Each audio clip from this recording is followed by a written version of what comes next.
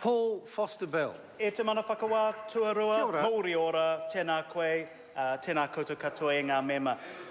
Mr Speaker, at least the Honourable David Parker did make a few fair points, particularly around those which agreed that this bill has some useful measures, and at least he had the courtesy to pronounce my colleague Nuk Karako's name correctly. It's a proud name that member carries, and his bill actually does do something useful, and actually repealing the entire Airports Act is something that this House doesn't want to do.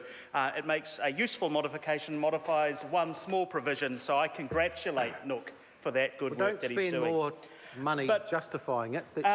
Mr Speaker, sir, this is a useful bill. Unlike states like Singapore, which regularly and routinely include sunset clauses in their legislation, we have not had a tradition of doing that. So the statute book does become, over time, somewhat clogged up with bills which have outlived their usefulness, and this Statutes Repeal bill, sir, does much to correct that situation.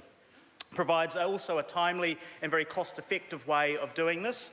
It is an omnibus bill, as others have pointed to, and this particular omnibus bill removes 124 pieces of legislation. That's actually 10% of the total New Zealand statute book that we are repealing here. Some members have referenced legislation that is being repealed. Some interesting examples that I'd draw on include the 1931 Hawke's Bay Earthquake Act. And I think we've heard caterwauls from some people in this House that it's taken a few years to repeal the emergency legislation for Canterbury and to transition from that recovery into regeneration as this government has been progressing.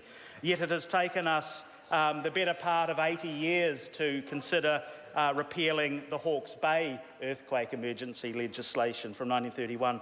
We also have one bill that covers depression mortgages from the 1930s. We have one that deals specifically with the Y2K bug, which one can only assume was a Labour Party manufactured crisis because it never eventuated and that legislation is no longer required. We also have the Seamen's Union Funds Act from 1971 and many pieces of legislation that were passed during the reform period of the fourth Labour government, which have outlived their usefulness, although at the time they were necessary. Sir, this is a very good, sensible, timely and efficient way to fix up our statute book, and I commend it to the House.